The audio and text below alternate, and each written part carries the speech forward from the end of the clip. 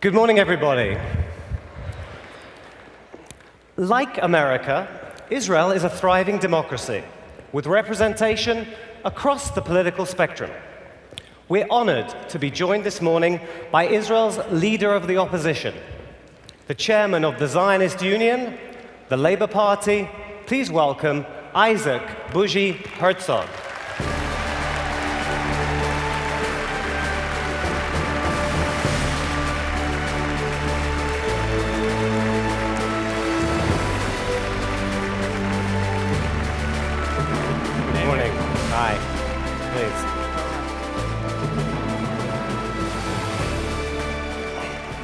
Thank you. Bougie, you've spoken to this audience before. I know how thrilled we all are to have you here, and you feel a real personal connection. First of all, it's incredible to see this crowd. It's awesome, great. Thank you, AIPAC. Thank you for getting up so early in the morning and schlepping here.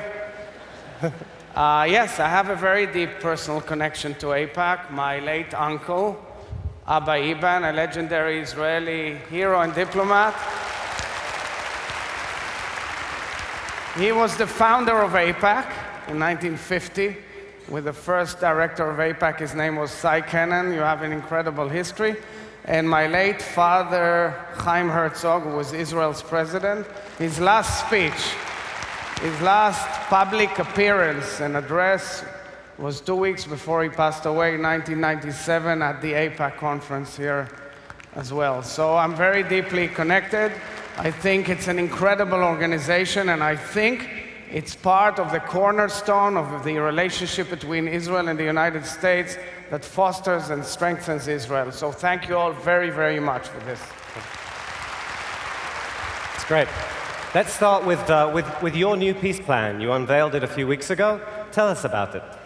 Well, what I say is the following. Since I don't feel that an immediate peace agreement between us and the Palestinians is realistic. It's behind the corner. I think that we have to strive towards it. I think that we need to preserve the two-state solution and work towards it. But for that purpose, at this stage, when we're amidst a very painful terror wave, we should work to disengage from the Palestinians, complete the security fence around the settlement blocks and also around Muslim villages around Jerusalem, move towards empowering the Palestinians behind the settlement, behind the fence, and of course convene an international regional security conference that will converge all the interests of all the moderate parties concerned in the region against terror, Iran and ISIL.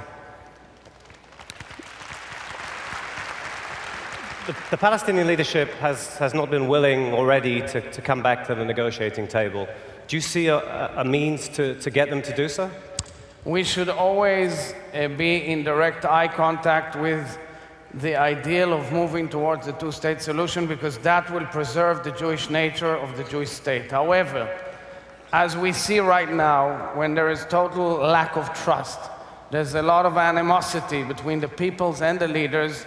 There's hardly any relationship. We should do whatever it takes, first of all, to calm the situation by disengaging, by fighting terror with no mercy. Clearly, we're amidst a wave of terror which is also regional. The terror in Istanbul, the terror in Paris, the terror in Jerusalem, and the terror in Othniel, they're all the same terror. We should combat terror with no mercy and no ifs and no buts. But having said that, we should also try with diplomatic means and other means to calm down the situation, to disengage, and not lose sight with the final objective of reaching a two-state solution. Mahmoud Abbas has been taking measures against Israel, attempting to go to the UN, going by the ICC, and so on. Just very briefly, is he part of the problem or part of the solution? It's a major challenge, major problem that tackles Israel's foreign policy and Israel's standing amongst the nations. I think we should all agree here that we will not accept coercive resolutions that will try to impose solutions upon us that will undermine Israel's well-being and security. Therefore, we should object to any resolution by the international community that doesn't take into account those elements. And I believe that the international community never takes in a serious manner the security challenges of Israel. We should simply try and strive towards direct negotiations with no preconditions and try to get to them following calming down of the situation and trying to disengage and separate as much as possible.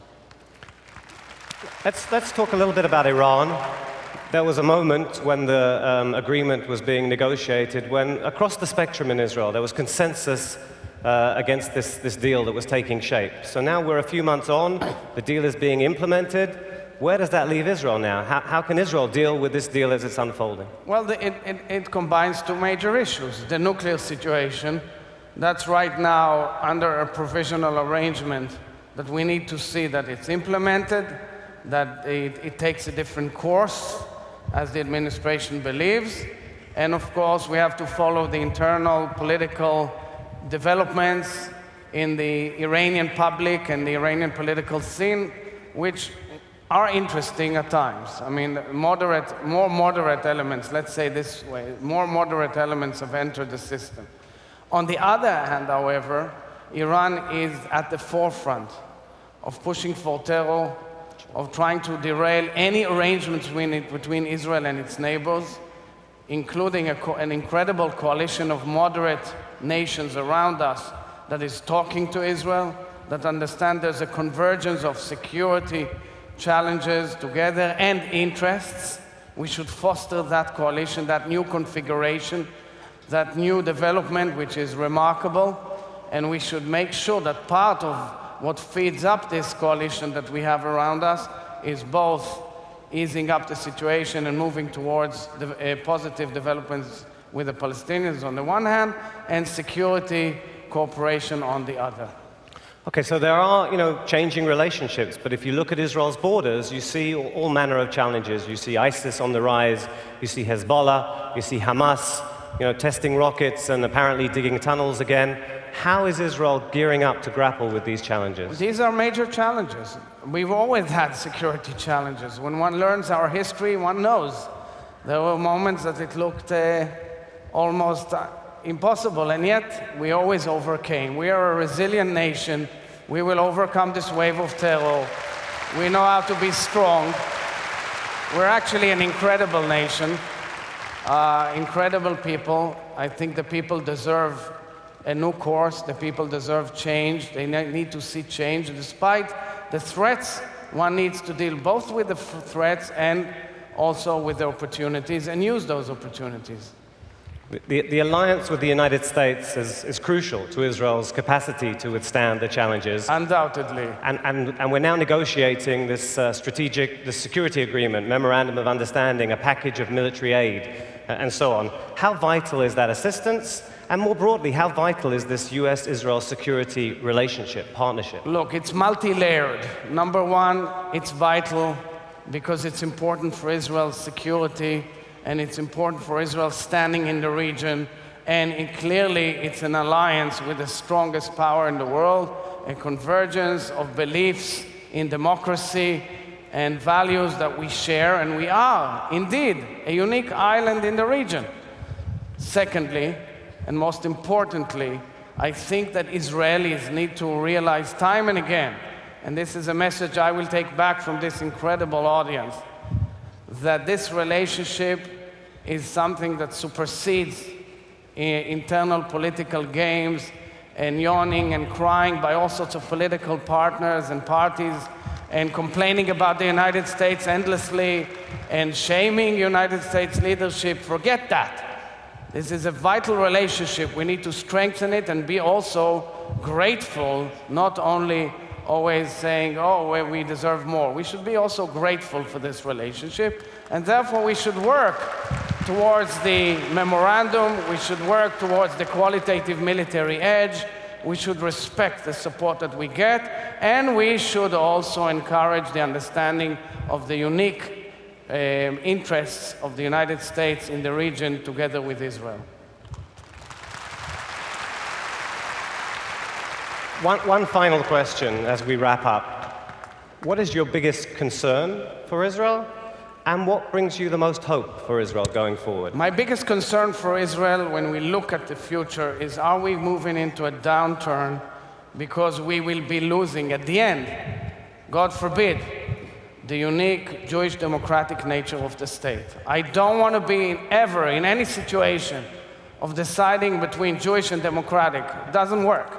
It's a must. It's the equation. It's the only equation. For this, we have to disengage from the Palestinians and preserve an unequivocal, a clear definition of the nation state of the Jewish people. So that is the main challenge to deal with. And this requires us bold steps in realizing the challenge and disseminating it and taking steps towards solving it. The great hope I have is that we have a great nation. We have wonderful, unique human beings, Jews and non-Jews, from all spheres of life, people who came from over 100 nations and created an incredible homeland, great success story. I believe in our peoples. I do. I believe in their revitalization, their ability at the end to meet any challenge, despite the mistakes that we make, like any nation or any political system. And despite the fact that we are in a very tumultuous era and in a region which is extremely complex, I believe that we can overcome if we are sophisticated, smart, and realistic as to our objectives. Okay, what a wonderful, upbeat, and encouraging way to end. Ladies and gentlemen, thank you all very, very much. Bougie, Herzog, thank you very much. Thank you. Thank you.